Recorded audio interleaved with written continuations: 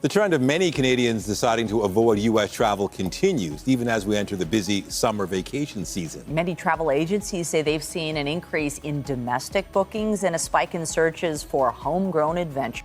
Summer should be the season when the U.S. bursts with the hum of international tourists. Children screaming with joy at Disneyland, couples taking selfies at Times Square, families hiking the Grand Canyon. But in 2025, a disturbing silence has crept into America's tourism sector. And the absence isn't random.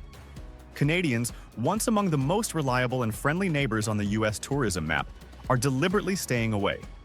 According to data from Tourism Canada and cross-border booking platforms, trips to the U.S. via land, sea, and air have plunged by 18% compared to summer 2024. It's the sharpest decline in nearly a decade. More alarming than the numbers is the sentiment. This isn't about money or logistics, it's about choice. Canadians are quietly voting with their passports, and they're choosing not to come. Beginning in early 2025, U.S. Customs and Border Protection implemented new screening protocols. These include biometric facial scans at select land crossings, pre-travel health declarations, and increased random vehicle inspections. What used to be a friendly 15-minute formality has turned into a 90-minute interrogation for many travelers. A report by the Canadian Travel Association revealed 53% of respondents described their last U.S. entry experience as unnecessarily stressful. 41% said they are less likely to visit again in the next 12 months. Some cited being asked intrusive questions unrelated to travel. Others described delays of up to 4 hours at key crossings like Windsor-Detroit and Vancouver-Blaine. Vacation plans, especially short weekend trips, are being scrapped entirely. Beyond security, travelers are also being hit in their wallets. New cross-border processing fees, averaging $12 per person, have been introduced by several U.S. airports for Canadian travelers. Car rental companies now include an international registration fee. Even theme parks like Universal Studios have quietly raised prices for foreign ticket holders by classifying them as premium guests. Retail stores near border towns, once bustling with Canadian shoppers, now apply international transaction fees of 2 to 4% on foreign cards. For an average family of 4, that means paying $100 to $150 more for a basic weekend getaway.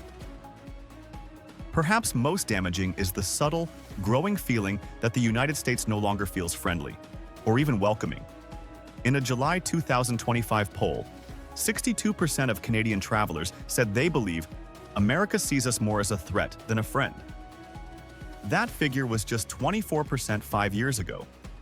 Travel bloggers in Vancouver and Ottawa are now promoting America-free summer itineraries, routes through Europe, Asia, or domestic gems in British Columbia and Quebec.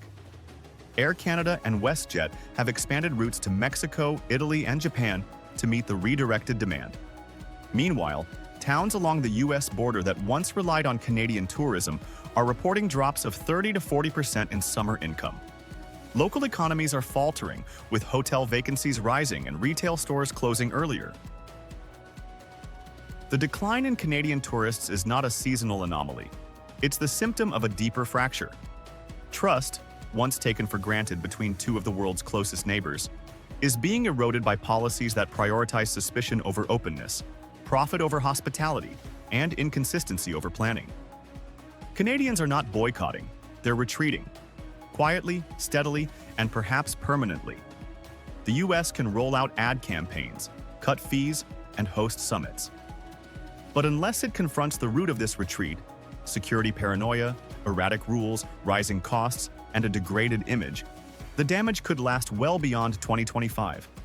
Because tourism isn't just about destinations, it's about dignity, safety, and the simple joy of feeling welcome. And right now, too many Canadians don't feel that way anymore. In a new worst-case estimate, Goldman Sachs says reduced travel and boycotts could cost the U.S. almost $90 billion in lost GDP this year alone. A country is not judged solely by its military power or GDP. It is judged by how it welcomes others. Once upon a time, the United States was the gold standard of hospitality, a land that people from France, Japan, Brazil, or the Arab world dreamed of visiting. A nation where freedom met diversity and where every tourist felt embraced by something greater than monuments. the American spirit. But today, that image is falling apart. And the culprit, unmistakably, is what many now call a war against visitors, orchestrated and proudly enforced by Donald Trump. Beneath the slogans about protecting borders and fighting illegal immigration lies a policy that is making the United States feel colder, more fearful, and more isolated than ever before. Shortly after taking office, Donald Trump signed a barrage of executive orders, travel bans, visa restrictions, massive funding increases for border enforcement, all under the banner of national security. At first, these moves were justified as a defense against terrorism. But the side effects were swift and devastating. The world began to feel unwelcome. International travelers were pulled into hour-long interrogations at airports. Visitors from the Middle East, South Asia, and Africa saw their visa applications denied without explanation. U.S. embassies abroad introduced prolonged, often humiliating screening procedures. Tourists began asking themselves, is it even worth going to the U.S. anymore? According to the World Travel and Tourism Council, America saw a steep decline in international tourism, especially from key markets like China, India, Germany, and Brazil. In 2023 alone, the U.S. tourism sector lost over $28 billion compared to post-COVID recovery forecasts. But the damage wasn't just financial, it was cultural, emotional, personal. When tourists stay away, entire ecosystems collapse. Thousands of hotels, from Las Vegas to Miami, were forced to lay off staff. Restaurants, supermarkets, tour services, and transportation companies took a direct hit. Small businesses, souvenir shops, local museums, family-run cafes, found themselves trapped in a downward spiral. In New York City, which once welcomed nearly 13 million foreign visitors a year, tourism revenues plummeted by almost 40% compared to pre-pandemic levels. But here's the catch. While most of the world is recovering, the U.S. is still losing ground. Not because of COVID, but because of fear and policy. And that fear is being exported. The image of America as the land of liberty is being replaced by one of fences, fingerprinting, surveillance, and suspicion. The tragedy runs deeper than economics. It strikes at the heart of what it means to be an open society. Where once a traveler saw the U.S. as a place of wonder and possibility, now they see a risk, a gamble, a country where they might be detained, interrogated, or turned away for reasons they'll never understand. And as America retreats behind policy walls, other countries step forward. Tourists who once chose the U.S. are now going to Japan, Canada, Italy, France, nations seen as welcoming, respectful, and culturally alive. The numbers are only part of the story. The true loss is harder to quantify. The child in Nairobi who dreamed of seeing Disney World. The artist from Berlin who wanted to study at MoMA. The family from Sao Paulo who saved for years to tour the Grand Canyon. Now, they look elsewhere. And slowly, the U.S. becomes a destination no one dreams about anymore. Donald Trump says he wants to make America great again. But no country can be great if no one wants to visit it. You can build walls. You can deny visas. You can train officers to interrogate instead of welcome. But you cannot force the world to admire a nation that has shut its doors out of fear and prejudice. Tourism is not just about money. It's about human connection. It's about culture, empathy, shared experience. When America turns its back on the world, it isn't just rejecting visitors, it's rejecting the very values that once made it shine.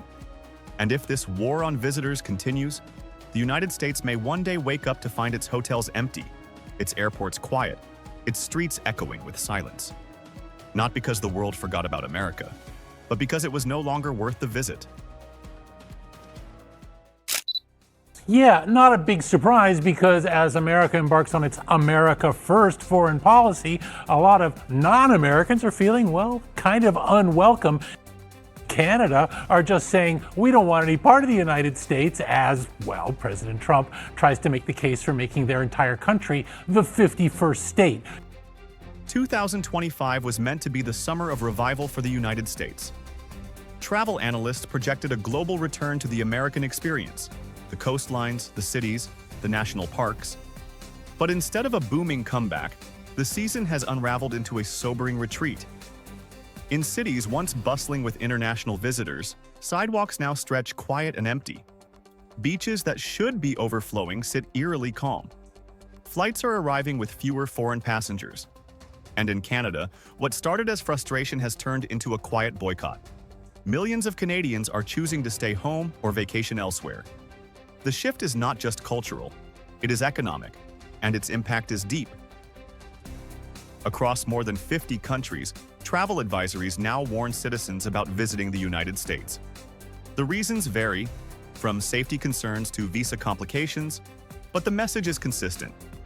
America no longer feels like a welcoming destination. Canada has become the most visible example of this change. The tone between Washington and Ottawa has deteriorated sharply. Heated trade disputes, political remarks about sovereignty, and sweeping tariffs have pushed Canadian travelers to reconsider their southern trips. This cooling of relations is no longer symbolic. It is showing up in data, bookings, and receipts. In Los Angeles, international visitors spent $34 billion in 2022. That spending supported nearly 500,000 jobs across the hospitality, transportation, and service sectors. Among those international visitors, Canadians consistently ranked near the top. They contributed more than $400 million a year to the local economy. That spending is now vanishing. With fewer foreign travelers arriving, LA is facing a $1 billion budget shortfall. Nationally, tourism projections have flipped. A year that was supposed to bring a 9% increase in foreign arrivals is now expected to see a decline of more than 5%.